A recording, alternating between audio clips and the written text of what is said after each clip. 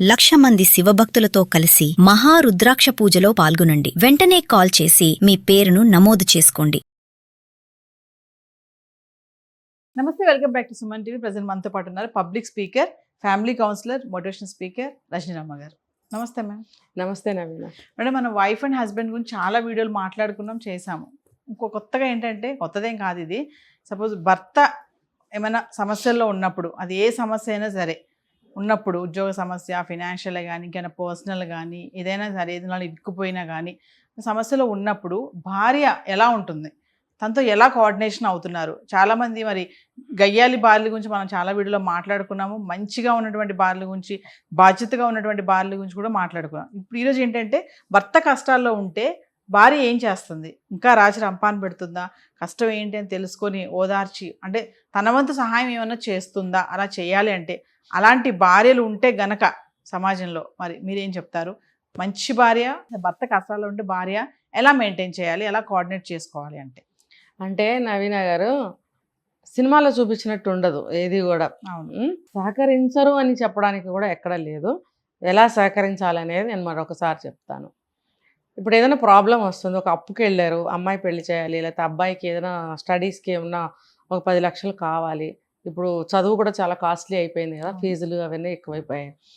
ఒక సామాన్య మానవుడు అంటే ఒక మిడిల్ క్లాస్ అనుకోండి, వీళ్ళకి డబ్బు సప్లై ఎప్పటికప్పుడు చాలా కష్టమే అవుతూ ఉంటుంది. ఎక్కువ కష్టాలంటే డబ్బు పరంగానే వస్తాయి, అవునా కదా చెప్పండి. ఇక మిగతాయి ఏదో ఒక వయసు వచ్చాక తల్లిదండ్రులు చనిపోవడము, లేకపోతే పొలం పండకపోవటము, ఇలాంటి ఓకే, అది మామూలు అనుకుందాం. అతి పెద్ద ప్రమాదము కష్టం అంటే మగాడికి డబ్బుతోనే ఉంటుంది ఏదైనా. సో అలాంటప్పుడు ఏదైనా ఒక వ్యాపారం చేసి నష్టపోయాము, లేకపోతే ఒక చోట మనం ఇన్వెస్ట్మెంట్ చేసాము, ఆ డబ్బు పోయింది అన్నప్పుడు పైకి బయట పడరు వాళ్ళు, అసలు బయట పడరు మగవాళ్ళు. ఎందుకు అని అంటే, బయట పడి బాధపడటం అనేది పురుష లక్షణం కాదు అని ఒకటి అనుకుంటారు. రెండోది ఏంటంటే, అలా మనం సమాజమే తయారు చేసింది అనుకోండి, మగాడు ఏడవకూడదు, మగాడు స్ట్రాంగ్గా నిలబడాలి అని అనటం వల్ల వాళ్ళు అలా తయారవుతారు. ఎంత బాధ వచ్చినా లోపలే కంట్రోల్ చేసుకుంటూ ఉంటారు. కానీ ఆడవాళ్ళలాగా కళ్ళనీళ్ళు పెట్టుకోవడం మనం అక్కడ చూడం. అయితే ఇంకా ఈ అప్పుల్లో నుంచి బయటపడాలంటే డబ్బులు ఎక్కడి నుంచి తీసుకురావాలి, ఒక చోట పెట్టాము నష్టపోయాము, అవి ఎలా వస్తాయి, ఇవన్నీ మనసులో పెట్టుకొని మదన పడుతూ ఉంటారు. ఇప్పుడు ఏమవుతుందంటే, ఇంట్లో దీనికి మీరు ఏమనుకుంటారో నాకు తెలియదు, ముందుగానే ఒక హెచ్చరికలు చేసుకుంటారు ఇంట్లో వాళ్ళు, వద్దులే అందులో మనకి పెడితే బాగుండదు అని. అయినా కూడా ఏదో ఒక గట్టి నమ్మకంతో వెళ్తారు, పెట్టేస్తారు. పెట్టిన తర్వాత వచ్చే కష్టం గురించి భార్య ఎలా స్పందించాలి. కానీ కొంతమంది భర్తలు మరి ఏం చెప్పరు మేడం, చెప్పరు. కొన్ని క్వశ్చన్స్ వస్తాయి మన కామెంట్స్, మరి నా భర్త నాకు ఏమీ చెప్పరు, అసలు ఏమన్నా అంటే అప్పుల విషయం చెప్పరు, ఇందులో ఇరుక్కుపోయినా చెప్పరు. అంటే భార్య ముందు ఇగో చెప్తే నన్ను ఎలా చూస్తుందో, నన్ను ఎలా కంపేర్ చేస్తుందో, మరి చెప్పినప్పుడు మేము ఎలా సహకరించాలని అడుగుతారు కొంతమంది. అదే నేను చెప్తున్నాను. అలా ఉన్నప్పుడు నాకు చెప్పకుండా చేసావు కదా అని ఒకటి అంటారు సహజంగా ఆడవాళ్ళు. సరే చెప్పినా చెప్పకపోయినా విపత్తు అనేది వచ్చేసింది. అందుకనే మనం ఒక వీడియో చేసాం దీని మీద. ఏదైనా సరే భార్యతో షేర్ చేసుకోవాలి, వ్యవహారాలు, పెద్ద విషయాలు ఏదైనా సరే. నీకేదన్నా అయితే నెక్స్ట్ చూసుకోవాల్సింది తనే. ఎక్కడైనా సరే ఇప్పుడు ఏదైనా ఒకటి చేసామంటే దాన్ని నామినీ వెంటనే నువ్వు అవునన్నా కాదన్నా భార్యకే చెందుతుంది. అలాంటప్పుడు ఏదైనా చూడండి, పాపపుణ్యాలు, కష్ట సుఖాలు అన్నీ కూడా భార్య సగభాగం అని అంటారు కదా, అలాంటి భార్యతో అన్నీ చర్చించాలి. సరే తర్వాత వచ్చే విపత్తులు అన్నాను కదా, అలా వచ్చినప్పుడు మరి ఇంక ఏం చేస్తాం, అంతా చేయి దాటిపోయి కింద పడిపోయాక బాధ ఉంటుంది. అప్పుడు ఏం చేయాలి, దాంట్లోంచి ఎలా బయటపడాలి అని ఆలోచన చేయాలి భార్య అయినా భర్త అయినా. ఈ భార్య అనేది కొంచెం ఓదార్చాలి. ఫోన్లేండి, మనం ఒక ఉపాయం ఉందేమో ఆలోచించండి. ఇప్పుడు ఎందుకంటే ఆవిడకంత నాలెడ్జ్ లేకపోవచ్చు, ఎవరిని అప్రోచ్ అవ్వాలి, మనం ఏం చేస్తే ఎవరి ద్వారా మనం దీన్ని మరి తిరిగి తెచ్చుకోగలము అని కొంత అడగాలి.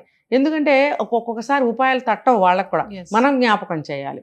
ఇప్పుడు ఏమవుతుందంటే, కొంతమంది మెంటల్గా చాలా అప్సెట్ అవుతారు, కొంతమంది ధైర్యంగా ఉన్నా కొంతమంది అప్సెట్ అవుతారు మగవాళ్ళు. అలాంటప్పుడు బుర్ర బ్లాక్ అయిపోతుంది, ఆలోచనలు రావు. ఇప్పుడు ఫలానా వాళ్ళని మనం అప్రోచ్ అయితే మనకేమన్నా సలహా లేకపోతే ఒక లూప్ హోల్ దొరుకుతుంది మనం బయటపడటానికి అనే ఆలోచన కూడా రాదు, ఒక్కొక్కరికి మైండ్ బ్లాక్ అవుతుంది. అలాంటప్పుడు మనం గుర్తు చేయాలన్నమాట, ఎలాంటిది ఏమన్నా ఉందా, మనం ఎవరితోనైనా సంప్రదించవచ్చా, ఎవరైనా తెలిసిన వాళ్ళు ఉన్నారా మీకు, మనం ఇద్దరం వెళ్ళి మాట్లాడి నేను కూడా వస్తాను అని అనగలగాలి. అనేవాళ్ళు ఉన్నారు, అనని వాళ్ళు కూడా ఉన్నారు. సో అలా అనగలగాలి, ఎందుకు అప్పుడు కొంచెం ఉపశమనం దొరుకుతుంది. సెకండ్ ఏంటో తెలుసా, ఏం కంగారు పడకండి, వస్తాయిలే. మనం మన మన సొమ్ము గట్టిదైతే మనకి తిరిగే వస్తాయి అంటే ఆడవాళ్ళు జనరల్గా ఈ మాట యూజ్ చేస్తారు, మన Yes. సొమ్ము గట్టిదైతే అని. ఆ రకంగా మనం ధైర్యాన్ని ఇవ్వగలగాలి. ఇద్దరం కలిసి వెళ్ళి అడుగుదాం, ఇద్దరం కలిసి వెళ్ళి కనుక్కుందాం, ఇలా సపోర్టివ్గా మనం తోడుగా నేను ఉంటున్నాను, నేను ఉంటాను అనే ధైర్య మాటలు చెప్తే, నిజంగా చెప్తున్నాను నవీన, వాళ్ళ కళ్ళల్లో ఒకలాంటి రిలీఫ్ కనిపిస్తుంది. Yes. అంటే కొన్ని అనుభవపూర్వకంగా కూడా చెప్తాను నేను. అలా చెప్పినప్పుడు వాళ్ళకి ఒక సపోర్టు, ఒక ధైర్యము, ఒక ఆశ, నిజమే వెళ్ళి వాళ్ళని కలుద్దాం, మనకి వచ్చే ఛాన్స్ ఏమైనా ఉంటుందేమో అని వాళ్ళు కూడా ఆలోచిస్తారు. పైకి ఒప్పుకోకపోవచ్చు, మైలీగో వాళ్ళని అడుగడుగునా కూడా ఒప్పుకొని ఇవ్వదు. అయినా కూడా మన వంతు భార్య అందించాల్సిందే సహకారం. కానీ కొంతమంది భార్యలు కూడా ఉంటారు కదా మేడం, సాధిస్తారు. నేను సాధిస్తారు. చెప్పాను కదా చేయొద్దని, ఆ. చేసావు, చూసావు ఎట్లా అయిందో, ఇట్లనే అవుతుంది నాకు తెలుసు అని ఇంకా ఎక్కువ బాధ అనమాట. ఆల్రెడీ తన పెయిన్ లో ఉంటారు, ఇంకా ఎక్కువ చేయడం వల్ల మళ్ళీ అది ఎక్కువ అయిపోద్ది గొడవ. అంటే అది ఎక్కడ వస్తుందంటే, భార్య ఎంత చెప్పినా వినకుండా గుడ్డిగా వెళ్ళి నువ్వు చెప్పేదేంటి అనే మగాళ్ళు ఉంటారు కదా. Yes. ఇంకా అలాంటి వాళ్ళు చెప్పినా వినకుండా మూర్ఖత్వంగా వెళ్ళి అవతల వాడిని నమ్మి వెళ్ళిపోయి పెట్టేసినప్పుడు, చేసేసినప్పుడు ఆనకి ఇలాంటి రిఫ్రిగేషన్స్ వస్తే భార్యకి కొంచెం మండుతుంది. మండినప్పుడు ఇలా మాట్లాడతారు. మరి కొంతమంది భర్తలు ఉన్నారు మేడం, ప్రతిదీ భార్యకి చెప్పకూడదు, అవును. అన్నీ చెప్పకూడదు, ఏదో ఒకటి రెండు చెప్పాలి, కానీ మనకున్నవన్నీ ఎందుకు చెప్పాలి భార్య? అసలు చెప్పని వాళ్ళు ఉన్నారండి బాబు. అసలు చెప్పిన వాళ్ళని పక్కన పెడదాంలేండి. కొంతమంది ఏంటంటే అన్ని చెప్పకూడదు అంటే సెగ్మెంట్స్ చేస్తారు. ఎందుకు చెప్పాలి అసలు? అవును. ఇవే చెప్పాలి, ఇవి ఉమ్. చెప్పకూడదు. ఉమ్. ఏమన్నా అంటే ఒకసారి మాట్లాడతారు కదా, నాకు ఎన్నున్నాయో నా నెత్తి మీద అంటారు. ఎన్నున్నాయో నాకేం తెలుస్తుంది, చెప్తే కదా తెలుస్తుంది అని అంటారు భార్యలు కూడా. ఫైనల్గా ఒక విషయం చెప్పండి, మరి భార్య కూడా సహకరించాలి అంటే భర్తలు కూడా భార్యకి ఏ విషయం చెప్పాలి, ఏ విషయం చెప్పకూడదు, అసలు చెప్పకూడదు అనే విషయాలు ఏమి ఉండవు అంటున్నారు మీరు, ప్రతిదీ షేర్ చేసుకోవాలని చెప్తున్నారు. మరి ఒక్కసారి ఫైనల్గా ఒక ఏజ్ వచ్చింది అంటే, ఒక ఏజ్ అని కూడా అనలేను ఇక్కడ. ప్రమాదం ఎప్పుడు ఎవరికి ఎలా ముంచుకొస్తుందో మనం చెప్పలేం, మన లైఫ్ స్పాన్ ఎంత అనేది మనం చెప్పలేం. కాబట్టి మనం దీనికన్నా ముందు ఇంకో మాట చెప్పాలి, మనం మాట్లాడడం దీని గురించి కూడా. వివాహం అవుతూనే ఒకళ్ళ గురించి ఒకళ్ళు తెలుసుకోవడం, ఒకళ్ళనొకళ్ళు గౌరవించుకోవడం, ఒకళ్ళ మనస్తత్వం ఏంటో ఒకళ్ళు కనుక్కోవడం అనేది స్టార్టింగ్లో బేస్ దగ్గర చేయాల్సిన పని. అది చేసినప్పుడు ఆ ప్రేమ, విశ్వాసం, నమ్మకం అనేది ప్రయాణం ముందుకు తీసుకెళ్తుంది. ఆ తీసుకెళ్తున్న ఆ జర్నీలో, ఆ క్రమంలో ఏదైనా సరే భార్యకి చెప్పగలుగుతారు, చెప్పి చెయ్యగలుగుతారు, సలహా తీసుకుని చేయగలుగుతారు. ఒకవేళ సలహా ఇవ్వలేని స్థితి అని అంటే అది మనమే తయారు చేసినట్టు ఆ భార్యని. అలాగా నీకేం రాదు, నీకేం తెలీదు అని మాట్లాడి పక్కన పెడతారు కొంతమంది. అలా అనటం వల్ల డెసిషన్ మేకింగ్ మనం చెప్పుకున్నాం, డెసిషన్ నువ్వు చేయలేవు అని అన్నప్పుడు నిజమే నాకేం పనికిరాని కావాలనుకుని తెలివిగల ఆడవాళ్ళైనా మగవాళ్ళైనా మూలకి వెళ్ళిపోతారు. అలా చేయకూడదు. నువ్వు పదును పెట్టు. ఇష్టమైన చాకు ఒకటి ఉంటుందండి, మొండిదైనా సరే, దాంతోనే ఏళ్ళేళ్ళు వాడుతూ ఉంటారు. దాన్ని పదును పెట్టుకుని అలా అలా అలా అది ఎప్పుడైనా విరిగిపోతే ఎంతో బాధపడతారు. దాని మీద అంత మమకారం మొండి చాకు. అలా మొండి చాకునే మనము పదును పెట్టి మళ్ళీ జీవితాంతం వాడాలని ప్రయత్నిస్తున్నామే. మరి అలాంటప్పుడు ఒక మనిషి మనతో జీవితాంతం ప్రయాణం చేస్తున్న మనిషిని నువ్వు షార్ప్ చేసుకుని తయారు చేసుకో. నీకు కష్ట సుఖాల్లో, ఆపదల్లో నీ మనిషి నీ దగ్గర ఉంటుంది, నీ పక్కన ఉంటుంది, నీకు సపోర్ట్ ఇస్తుంది, నీకు ధైర్యాన్ని ఇస్తుంది, నీకు బలాన్ని ఇస్తుంది. ఇవన్నీ నువ్వు ఆమె ద్వారా నువ్వు చేసుకోగలవు.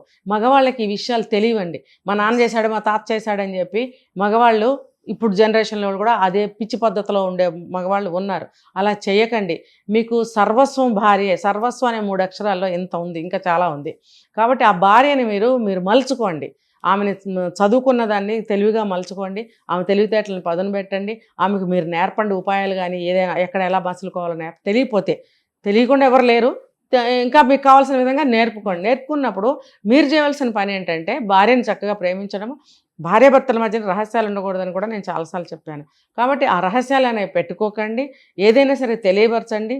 మరీ ఆవిడ దుర్వినియోగపరిచి దుబారా ఖర్చుల మనిషి అయితే మన డబ్బు సేవింగ్స్ విషయంలో కొన్ని మీరు దాచిపెట్టచ్చు. దేనికి? అది కూడా మీ కుటుంబ అవసరాల కోసము, మీ ఫ్యూచర్ కోసము కొన్ని ఫండ్స్ మీరు దాయదలుచుకుంటే అవి చెప్పకండి. బట్ ఒక్క స్టేజ్లో మీరు చెప్పాల్సిందే దాన్ని కూడా.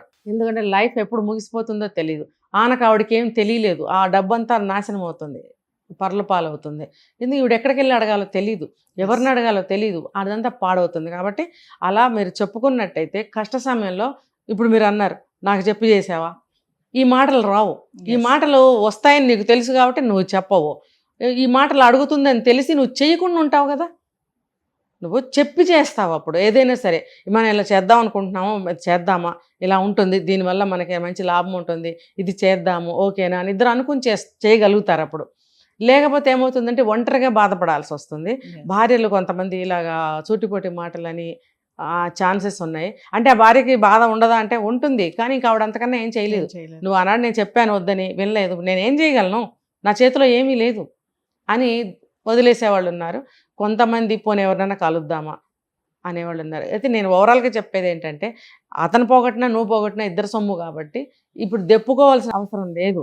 మీరు సహాయం సపోర్ట్ ఇవ్వండి హస్బెండ్కి. మీరు ఇచ్చినట్టయితే ఆ ధైర్యంతో అతను ముందుకు వెళ్ళగలుగుతాడు. ఇందాక కూడా Yes. చెప్పాను అదే మాట.